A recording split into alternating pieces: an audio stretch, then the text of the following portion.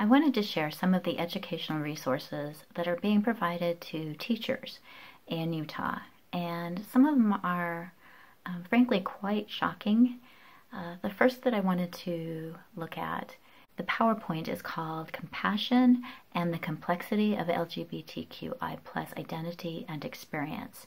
And as I scroll through this PowerPoint demonstration that was hosted by the Utah State Board of Education and shared with teachers, I am confounded as to how it is that our teachers are being trained to accept some of these ideas. If you don't 100% accept a student's identity, that you're somehow going to harm that student, that that's a form of bullying, which we know is just not true. It's actually teachers' responsibility to set standards and to have expectations, not to 100% affirm and accept a student's behavior.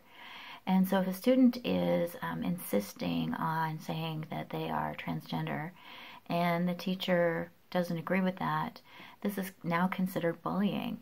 Identity, then that's considered bullying. So now teachers are being taught that bullying is not just actively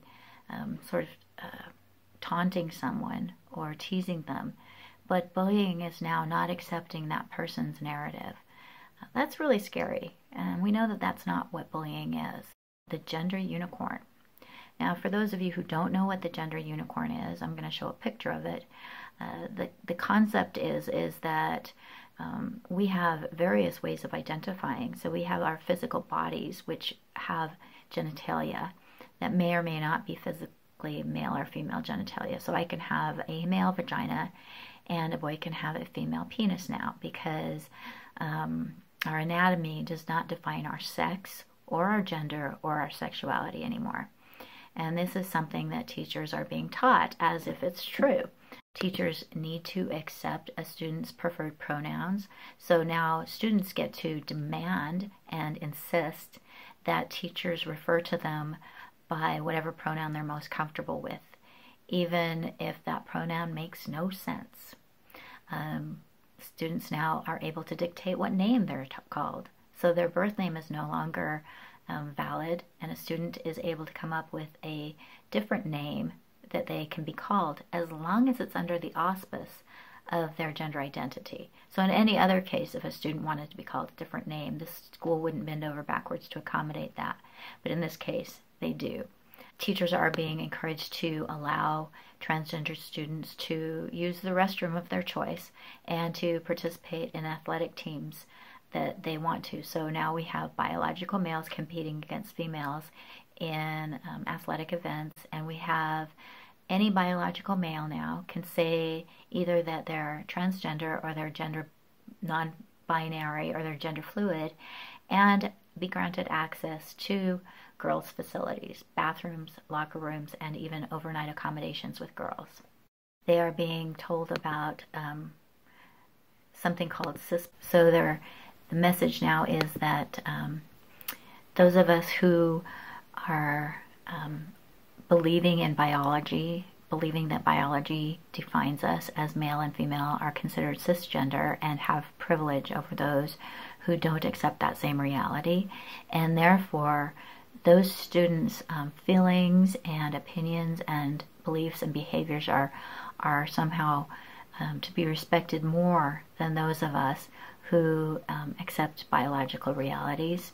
Again, any student who complains about having transgender students in their facilities with them, they're the one who's considered to have the problem. They're the one who's considered to be intolerant.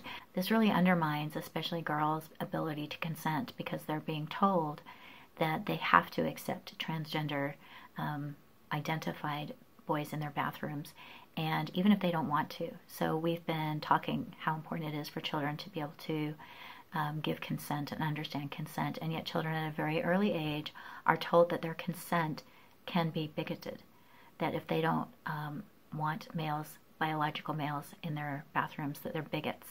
That means that they are being told their consent is meaningless or bigoted, which is really scary. I also wanted to look at the Allies video that our teachers were shown. We want to be believed. We want to be validated. The instant acceptance is, I think, is a huge thing when it comes to making someone feel comfortable. It's just that feeling like no matter what they tell you, you're just going to say, okay. Support the LGBTQ community in every situation. And finally, I wanted to look at a training that was provided to, again, Utah educators by the Utah Board of Education, in which somebody from BYU, a professor from BYU, again talks about the fact that we need to affirm these children. Thank you very much. This is Brian Bowles. We can't view students with a binary lens. We're not on one end or another end. It's not a binary lens. There's a lot of space between those two binary ends. Gender identity, a very strict definition, just how one identifies. A person's innate, deeply felt psychological identification, man, woman, man, both, neither, somewhere in between, all of that space that is possible. Your gender identity may or may not correspond to your external body or a sex assigned at birth. It may not be the sex on the birth certificate. Based on the gender identity may be different from that. Cisgender is an individual who biologically was born a particular sex, and they identify with that sex that they were assigned at birth. And that's the one that they express. That's the one with which they identify. Let's look at this. This is Sam Killerman, who talks a lot about gender and gender expression. Sex is the sex with which one was born, related just to genitalia. Gender identity is in your brain. How you think about oneself, how you think about yourself, this individual's, what their gender is in their head. So these are some policies to consider. That school personnel should respect transgender students' gender identity and use the students' preferred pronouns. He, him, his, she, her, hers, they, them, their. You should use the terms that the child prefers. And so when you start teaching kindergarten kids, something as fundamental as their biology is actually not fixed. Their biology is determined by their feelings and their thoughts, not their physical reality. Then it means that nothing, absolutely nothing, is based on reality. It's all based on thoughts and feelings and beliefs.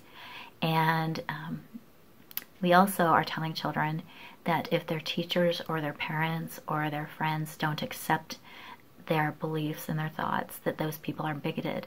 So we're intentionally dividing children from their parents and potentially teachers and playmates.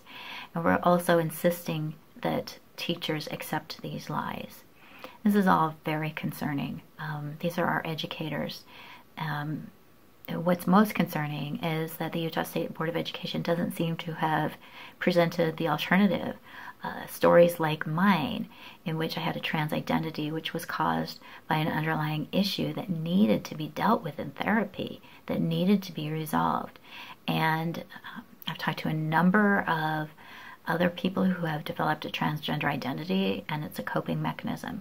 So to tell children that their transgender identity, that their self-hatred, that their loathing of their body is a normal and natural thing, and having parents and teachers and other adults affirming that is incredibly dangerous. Basically, you're telling this child that their hatred of themselves is appropriate. Again, this is a really heartbreaking thing, because most of the educators want to be kind and caring. And so when they go to trainings like this, they accept what they're being told, even if it kind of sounds funny or weird. But I hope that you'll kind of research your own State Board of Education, because if this is happening in Utah, I guarantee it's happening in your state.